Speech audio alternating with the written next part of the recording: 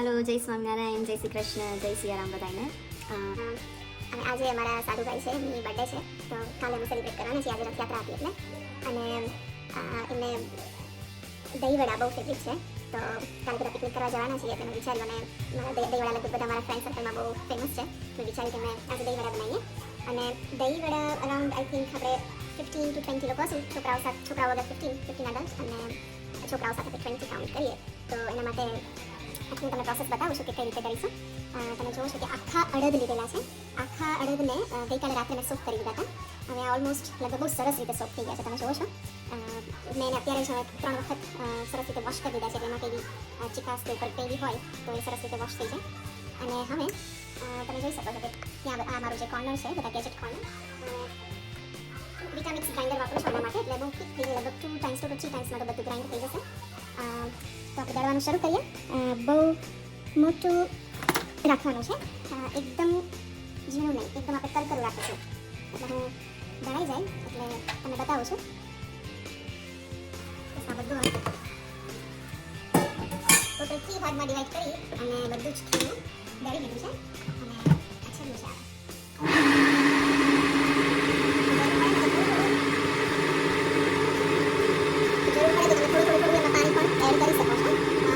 એની જે કન્સિસ્ટન્સી છે એ આપણે તમે જોઈ શકો છો કે આવી આટલી રાખવાની હતી કારણ કે આપણે આમ વડા મૂકી શકીએ એવી રીતે લાઈક ધીસ।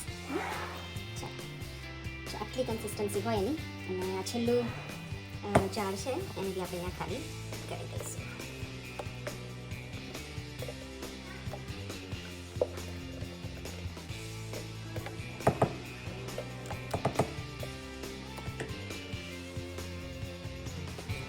તમે જોઈ શકો છો કે આ તપેલું ભરીને આપણે જો ખીરું રેડી કર્યું છે અરાઉન્ડ 15 થી 20 લોકો માટે।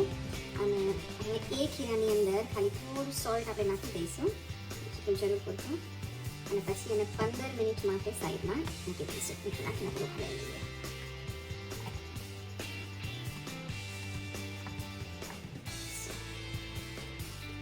એની અંદર થોડું આપણે જીરું પણ નાખીશું, આખું જીરું। એ આખું જીરું જ્યારે તળીએ ને ત્યારે બહુ સરસ લાગતું હોય છે અને થોડો પણ ટેસ્ટ બહુ સરસ આવતો હોય છે।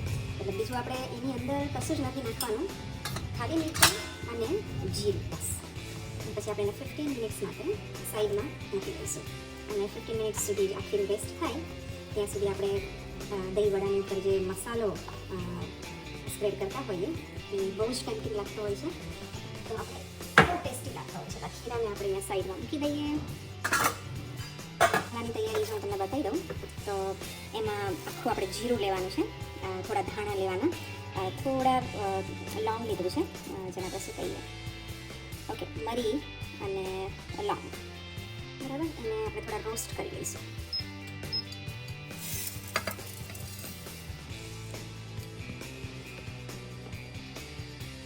હલકા હલકા એને આપણે રોસ્ટ કરી લઈશું।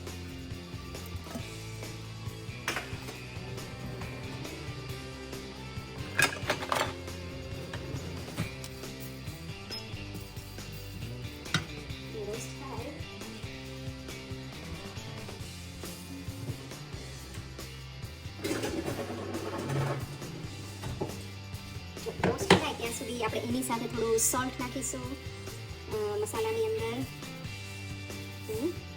અને થોડું બ્લેક સોલ્ટ થોડો રેડ ચીલી પાવડર પણ નાખીશું। મસાલો રેડ ચીલી પાવડર થોડું સ્પાઈસી થાય તો સારું લાગે। આમાં જો કે આપણે મરી પણ નાખ્યા છે એટલે એટલું બધું નહીં કરીએ તીખુંની અંદર, અને ધાણા જીરા પાવડર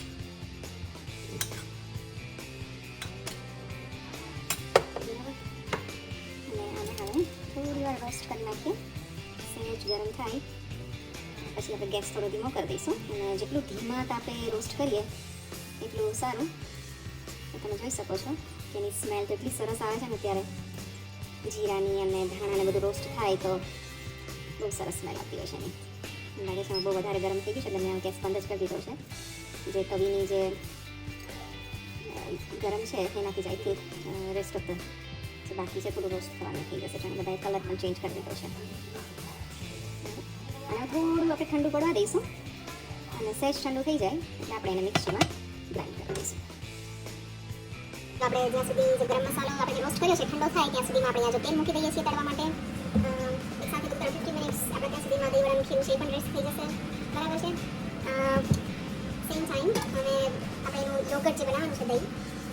લઈશું. તો એની અંદર તમે જોશો કે અરાઉન્ડ 1.5 લીટર જેટલું આ નેચરલ યોગર્ટ કહેવાય, જેમાં થોડી થોડી ખટાશ હોય, એટલે એ નાખું છું. બંને એક વધારે ફેટવાળું અને એક ઓછા ફેટવાળું, બંને દહીં મળતા હોય છે. આ વધારે ફેટવાળું છે અને આપણે આઈ થિંક ઇન્ડિયા મળતું હોય છે ઓછા ફેટ અને વધારે ફેટવાળું પણ, તો તમે યુઝ કરી શકો છો. આ ઓછા ફેટવાળું છે એટલે હું બંને મિક્સ કરી દઉં છું યુઝલી. અને આ પણ 500 ગ્રામ જેટલું છે આપણે નાખી દઈશું. અને આ દહીંની અંદર આપણે થોડું અરાઉન્ડ 100 થી 200 ગ્રામ જેટલું દૂધ પણ નાખવાનું છે.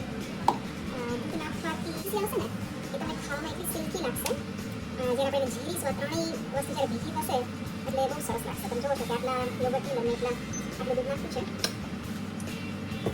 જો આ વિડીયોમાં જો કંઈ મિક્સ કરતી હોઉં ને તો તમે મને કમેન્ટ લખીને કહી શકો છો કે એથી ખબર ના પડે, અથવા જે બધી વસ્તુ મારે અહીંયા મળે એ બધી તમારે જ્યાં તમે જે કન્ટ્રીમાં રહેતા હોય કન્ટ્રીમાં કદાચ ના બી મળે, તો દરેક વસ્તુનું ઓલ્ટરનેટિવ હંમેશા હોય. તો તમે મને પણ જે વસ્તુ જોઈએ ક્યારેક હોય નહીં.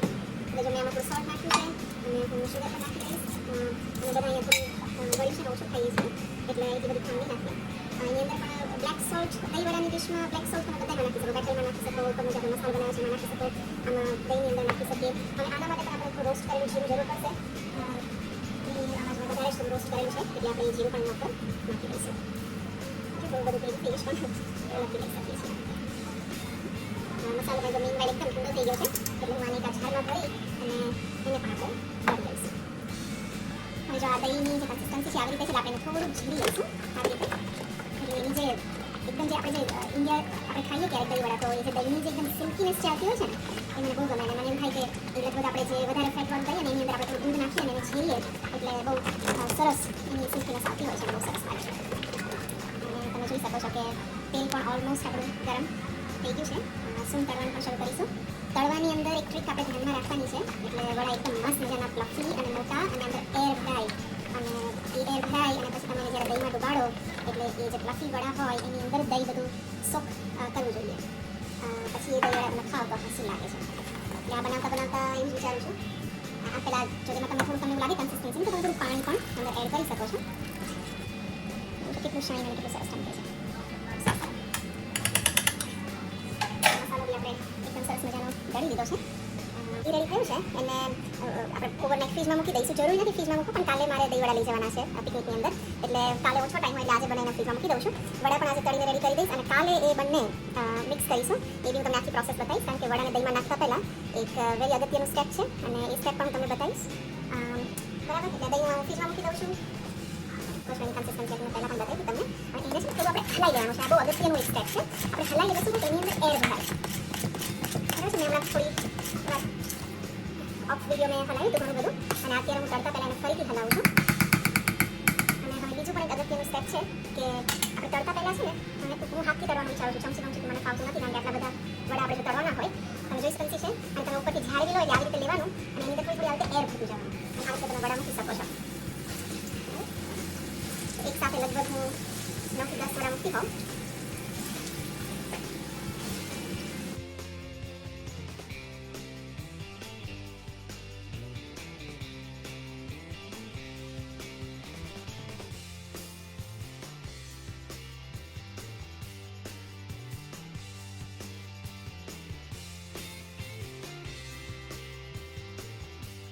પ્લેટ લઈ જાઉં છું, કારણ કે વડા ઘણા બધા થશે. થોડું આ રીતે પેપર પાથરી દીધું છે એટલે જે એક્સેસ ઓઇલ હોય એ બધું નીકળી જાય. અને યસ, આપણે વડા બધા ઉતારી દઈએ. જોવો છો કેટલા સરસ મજાના એકદમ ક્રિસ્પી ઉપરથી થશે. અને જે મેં તમને શરૂઆતમાં કીધું ને કે આપણે આખા અડદ લેવાના, અડદની એ પણ ફોતરા વગરના લેવાના.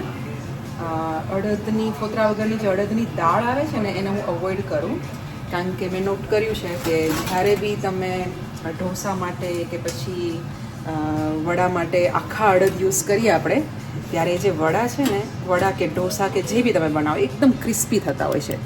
તમને કદાચ આઈ ડોન્ટ નો સંભળાશે કે નહીં, પણ તમે જોવો છો કે બહુ સરસ ક્રિસ્પી છે એકદમ. બરાબર.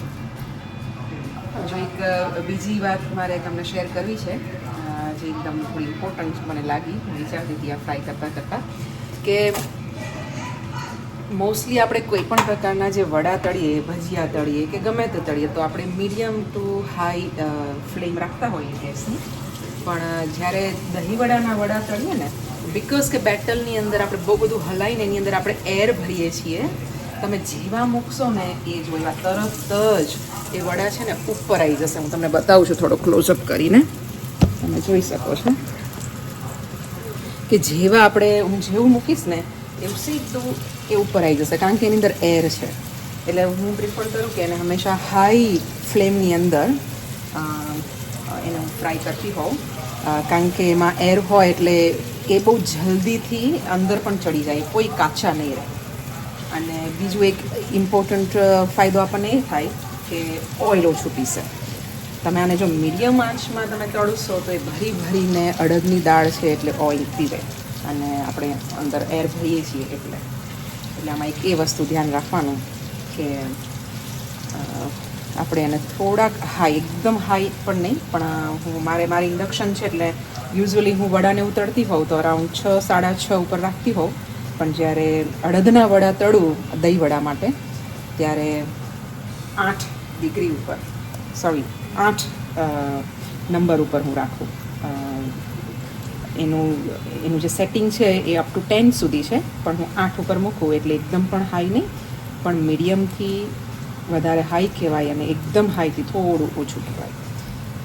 આ તમે ઘણી બધી વખત ઘણી બધી માત્રામાં, વધારે માત્રામાં ઘણી બધી વાર બનાવેલા છે વડા, એટલે તમે દર વખતે બનાવો એટલે તમે ઇમ્પ્રોવાઇઝ કરતા જાઓ, તમને ઇન્ટરેસ્ટ હોય એટલે મને થાય કે આ નાની મારો તમને ફેસ બી બતાવો, કેમ જે નાની ટિપ્સ આપણે થોડી શેર કરીએ તો તમને લગભગ ફર્સ્ટ કે સેકન્ડ ટાઈમમાં જ આ ટિપ્સ તમે જો ધ્યાનમાં રાખો તો તમે પહેલી જ વારમાં બહુ સારા એવા દહીં વડા બનાવી શકશો. યસ, ખાઓ.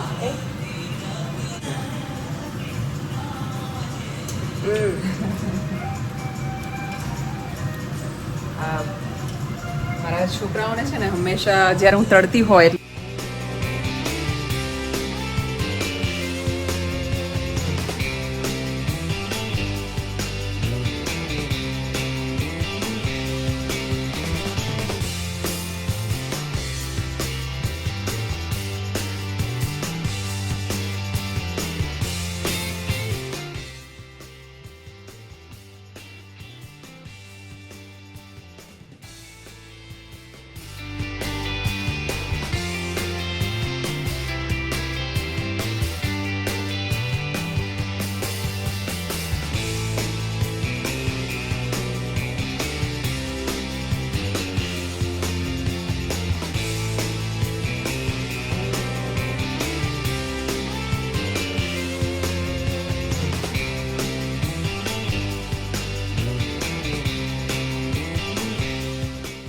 બધા વડા તળ્યા હતા એને આપણે સોલ્ટવાળા પાણીની અંદર બધા સોક કરી અને પાણી બધું નિતારી લઈ અને આવી રીતે એક ટ્રેની અંદર મૂકી દીધા છે.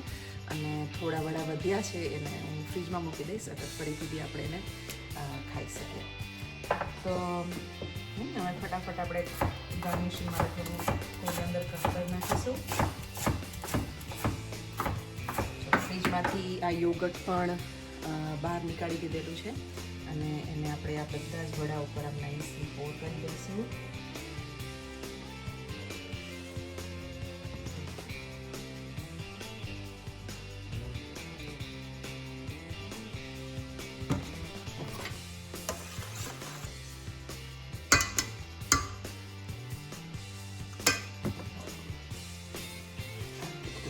ઇવનલી સ્પ્રેડ કરી દઈશું. જ્યારે અમે પિકનિકમાં જઈએ બધા ખાતા હશે, બધા એના ફીડબેક પણ લઈ અને થોડા આપણે પોસ્ટ કરીશું કે કેવા થયા છે. તો આ રીતે બધા વડા એકદમ રેડી છે. હું બહુ એક્સાઇટેડ છું બધાને ખવડાવવા માટે એ કેવા થયા હશે. અને જોકે થોડા ટેસ્ટ કરી ટ્રાય કરી લીધા છે. પછી એની ઉપર થોડું આપણે આ જે મસાલો જે બનાવ્યો હતો એ આપણે અહીંયા ભભરાવી દઈશું. દેખાય છે ને કે થોડું કટ થાય છે, તો થોડું સ્ક્રીન તમારી નીચે કરવું વ્યવસ્થિત. સો આ થોડું વધારે સાફ આવશે.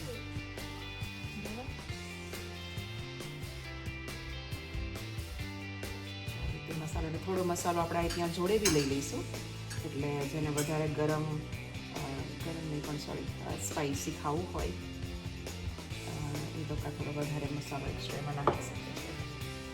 એની ઉપર આવી રીતે આપણે ધાણા નાખી દઈશું.